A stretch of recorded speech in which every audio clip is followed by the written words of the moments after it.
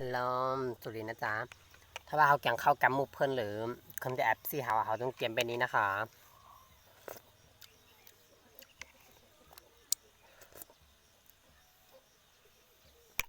อย่าว่าถ้าเกินคนเดียวก็ต้องเตรียมเป็นนี้